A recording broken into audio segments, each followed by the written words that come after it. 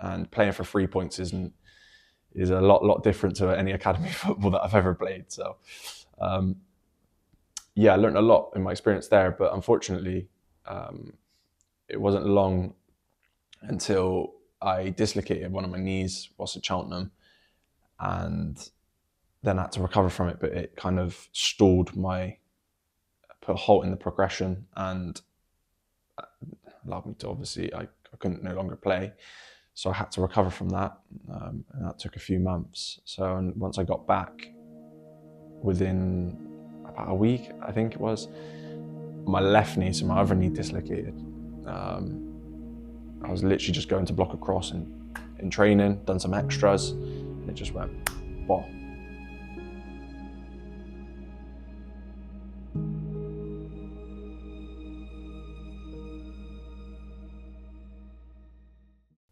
As soon as I planted, it wasn't even a foot I was trying to block anything with. It was literally just, I was running and I went to block across and it just completely went on me. So at that point, I kind of knew then at that point, okay, something's not right.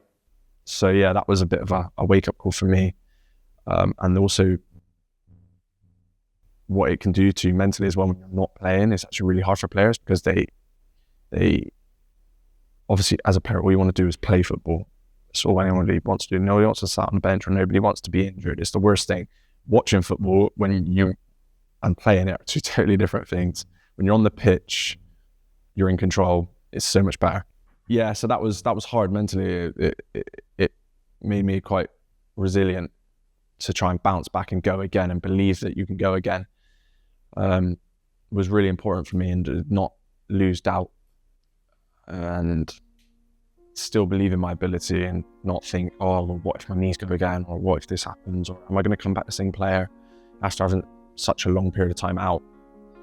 It ended up within a few weeks, my right and my left knee both dislocated, so twice on my left and then twice on my right, all within the space of a year in total.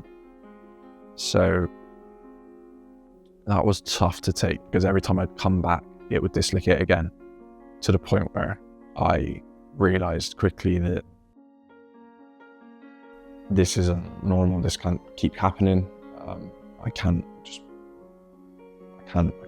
play. I couldn't even run in a straight line at one point without them going on me. So Bristol City addressed it, but I was coming towards, this was when I was coming towards the end of my third year of my professional contract, and I remember sitting down with the staff at Bristol City and them making it very clear, basically, look, we don't think you should have surgery and we're going to see your contract out. And that's it. We think you're kicking ball. That's you. Don't think you're kicking ball. Which is rough when you put all your energy and focus and time, years and years over years, and then to be told, oh yeah, by the way, you're not going to kick a football because your body's broke down on you. It's not even like I'm in control of that. I've been doing all I can. It's tough. I was like, nah, I've not come this far just to stop, to give up. So I'll do whatever I can now. I don't care what anyone says. I believe that I will play football again. At that stage, I had a consultation with one of the top knee surgeons in the UK. Bristol provided me with the healthcare, and he turned around and said, right, well, we have two options. You can either have surgery or not have surgery. But he agreed. He didn't think I would play football again. I remember being sat in the room with a Bristol City physio and the knee surgeon and my dad, and saying, no, I want surgery, or I think we should have surgery. The other two were against it, but me and my dad, we really thought it was the best thing for me. And in the end, it was down to me, and I had the surgery. It was a bilateral MPFL reconstruction. So I basically, he basically drilled through my knees, my kneecaps, and attached with a graft a new ligament on both knees to either side of the bone to stop my knees from basically moving from left to right and dislocating. I felt rough, I can't lie, and I had such nice food in front of me. And you know when you got nice food in front of you, you really want it, but you feel so ill. I was fuming. I remember like looking at it, and then a few minutes later I threw up, and it was like, yeah, no, I can't eat that. But yeah, it was. Yeah, I remember just not really. There was no doubt. It was just I'm just on this journey, but I know I'm gonna be all right. I'm just gonna go. I'm just gonna go. So when I come out, I had to come out the hospital in a wheelchair, which my dad seemed to take the mick out of me for because I couldn't do basic things, and he was trying to like torment me for not. But yeah, so and I ended up, so I was on crutches for quite some time. But I got home, I was at 0 degrees in a brace on both knees, because surgery was both knees at the same time. I was in a brace which was 0 degrees, so I couldn't even bend it up or down, not even a fraction, not even 1%. So I was walking around like stiff, like robotic as hell. Managed to like clamber my way upstairs, and we have a sofa, an L-shaped sofa upstairs in my dad's house, which I was sat on for about, it was 2 weeks. I was sat on it. Luckily I had a TV, so I didn't even, it didn't even get in bed. I was just literally sat on an L-shaped sofa with my feet dead straight outright, watching TV for 2 weeks straight, being like hand washed and fed food because I couldn't move until the swelling had gone down, until I was able to then rebuild my legs. So after that, I then had to learn to walk again. I was starting to trying to build the muscles back up in my legs. While sat on the sofa, I remember thinking like, how is this ended up happening? Do you know what I mean? I've gone from being so happy and excited a year ago, thinking, with the first team, doing really well. I'm in the plans, getting a bit of experience out at professional football level at League One. I'm sweet. You're laughing, and then bang, life can humble you so quick. And I was like, wow, I'm sat here I can't even wash myself. So it was so frustrating just not being out, and I don't like being looked after. I like being able to do it for myself. So it was I do my own washing, I do all that. So it's it was having to have everything done for me was really hard. But I was really lucky because I had people around me who helped me a lot. So I was really lucky.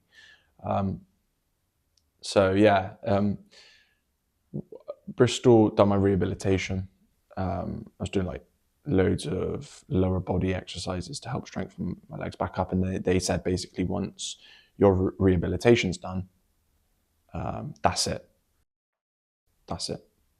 So after Bristol done my rehabilitation and seen my contract out there, I went round and I sent over 150 letters to all the clubs across League One, League Two, National League South,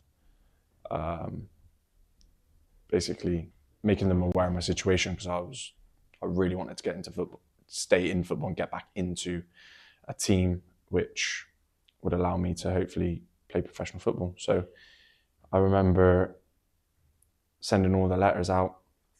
I got a bit of interest here and there, to be fair. Got some nice responses, but went on trials at a few places as well, like Newport, Forest Green. Was at Western training as well at one point. And ended up, from one of the letters, ended up at Truro, which was still good standard. They're a good club. And my knees still didn't feel, they weren't right. It was a lot of traveling.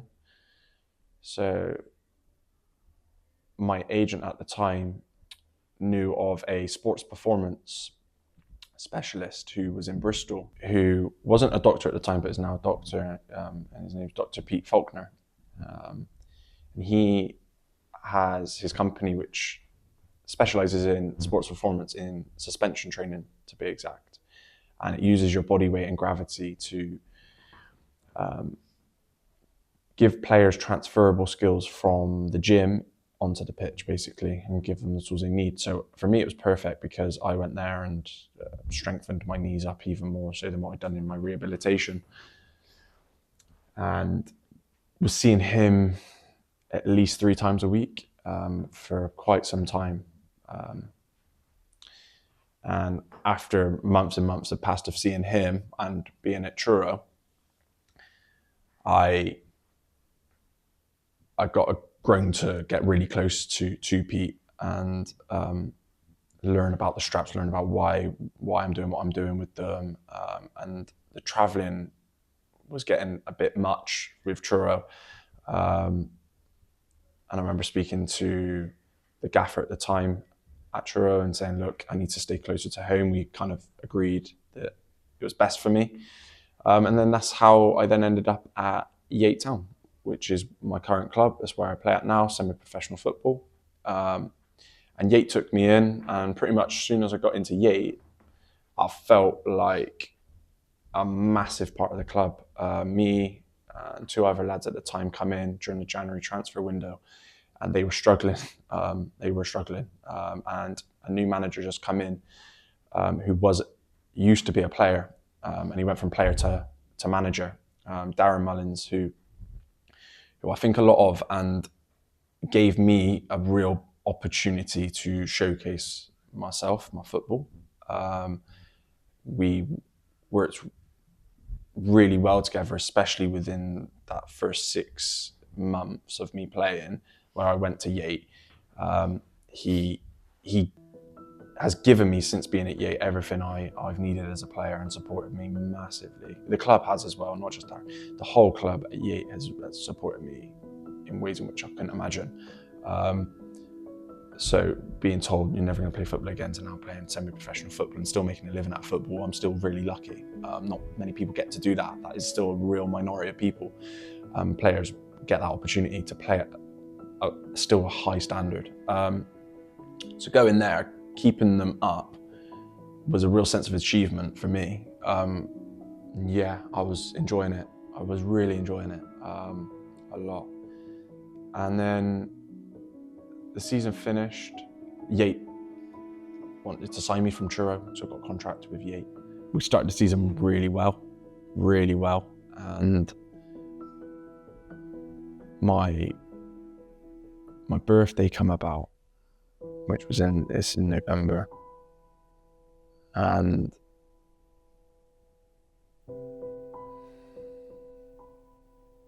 it changed. It regurgitated a lot of my childhood because my sisters told me on my birthday that my mum was going to attend a surprise meal for me. And I thought, that's really weird. Like I've gone 12 years or 11 years of my life, and now all of a sudden she wants to attend one of my birthdays. I'd never done that before. I thought it was really strange. And I remember them telling me, they were like, James, I don't know how else to say this, but we feel like you need to know. Our mum's got cancer. And I remember thinking, fuck. I asked how bad, and is she okay? And told me it's stage 4. Stage 4 in her breast and liver.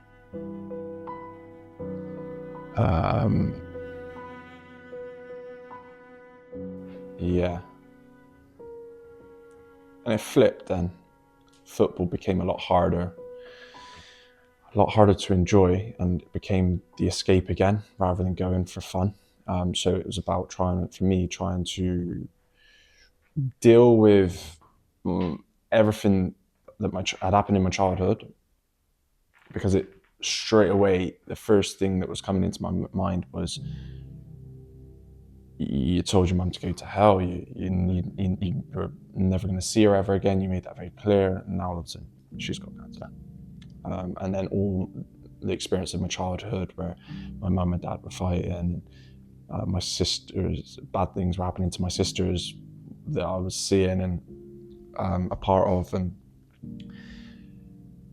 being told I wasn't allowed to ever play football, and all of these things were all just going boom straight back up to the surface. And it was like I actually realised, I was like, oh, when I was younger, I obviously hadn't been able to really deal with it. So I was trying to, like, in my brain, trying to systematically go through, right, I got to deal with that before I can actually deal with the fact that my mum's got cancer.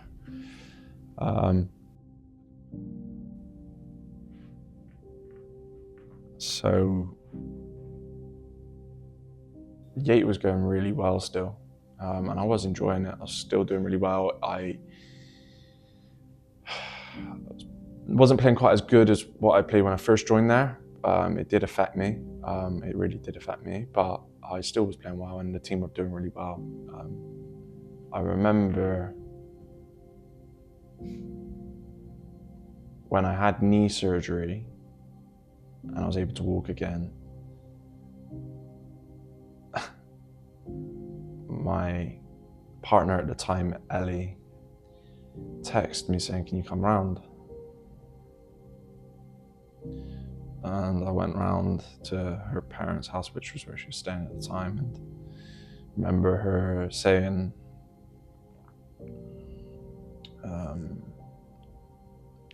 I thought it was weird. She was being a bit like cagey, and she was like, "Can you come upstairs? Like, send me a text. Oh, you need to come upstairs." Like, right. Okay. This is like, it was like really random. It was like middle of the day. It was unusual behaviour for like the way it was, like cryptic messages almost. And so I thought, all right, okay, maybe just got surprised or something. And I've walked in the room, in her bedroom, and there's a box.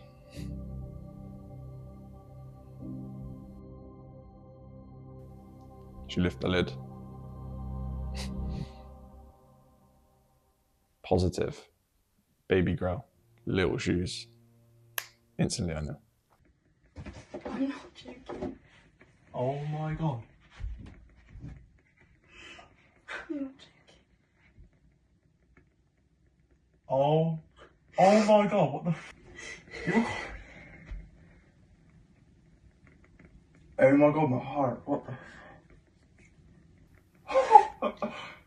I was like, what the fuck? The first thing, it sounds bad, the first thing I said was, well, it can't be mine because I've been out of action. I've got that double knee surgery, like, do you know what I mean? I can't be. Yeah, but she was pregnant. It was really unexpected. She was on contraception, so we didn't plan for this at all. But I think we both. I can speak for myself when I think we both, but I definitely come to terms with it pretty quick. I was like, oh wow, like it was happiness at the right time. Needed some happiness in that little dark period for myself personally. So I very quickly come to terms with the fact, oh yeah, like I wasn't prepared, but I'm ready to be a dad. And so we were getting excited and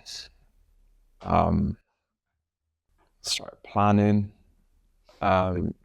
We kind of like started talking about names and things like that, and like looking at baby stuff in the shops and the normal stuff you do as a couple when you're expected to have a kid. And I don't think she was very far gone, to be fair, but I think it was about 8 weeks, around the 8-week mark, but something wasn't quite right and she was bleeding. And she passed some blood. I remember she told me she was passing blood and I thought, that's not right. So we quickly got it checked out and it didn't take very long, probably a matter of days, where we realised that she had miscarried and that she had to have surgery.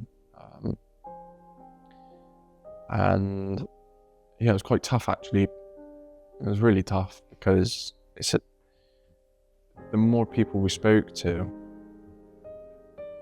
the more common we realised it actually was, but we never knew how common it actually was. It's sad because you get your hopes up, but you really, even at that stage, she wasn't like 30 plus weeks gone, but even at that stage, I was still very prepared. I started to prepare myself, and then it was a bit of a complete U-turn on it. Us deciding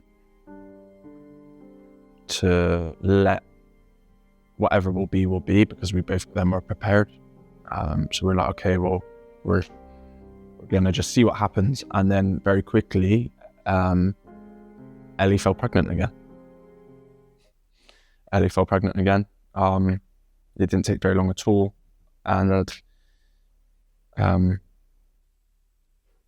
the whole time I was very like, I didn't want to get my hopes up, especially after the first time. I was very like caged and reserved.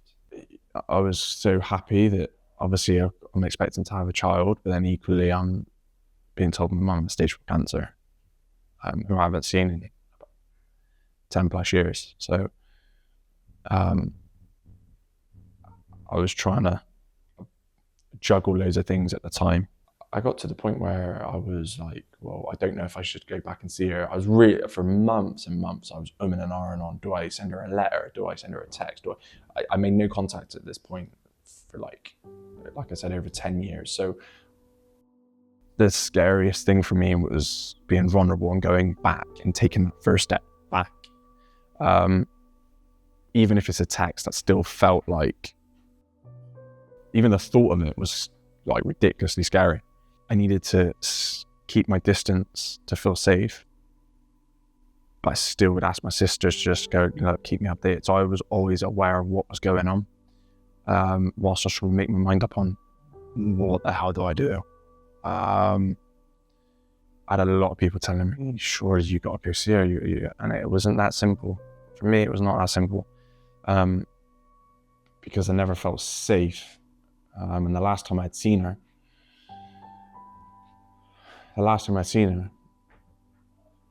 was Christmas Eve and being shouted at in front of the whole neighbourhood. Feeling like my mum had never loved me. To go back was, again, another thing I never thought a decision I wouldn't think I'd have to make in my early 20s. I was a sports mentor whilst playing for Yate. It's one of my jobs to just top up money, working with children across Bristol, and did really enjoy it. And it was kids who had similar upbringings to me, and I felt like I was really making a difference in helping them. I remember getting a call whilst I had almost finished work, and my sisters were like, "Mum, it's got really bad, James." And it was getting bad really quick. And I remember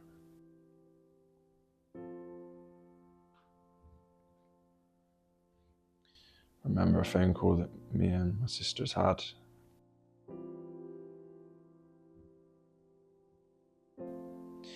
Which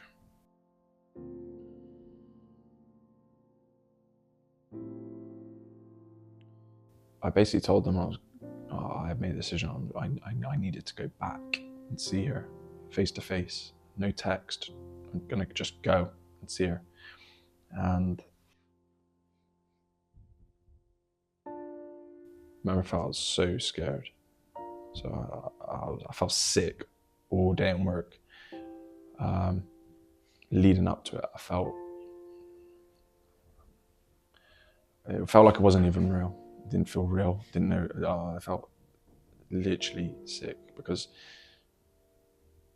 I knew the context of the situation was horrendous under such terrible circumstances. I'm going back, and there's nothing I can do to change it. I couldn't roll back the clock, and I couldn't cure the disease she had. So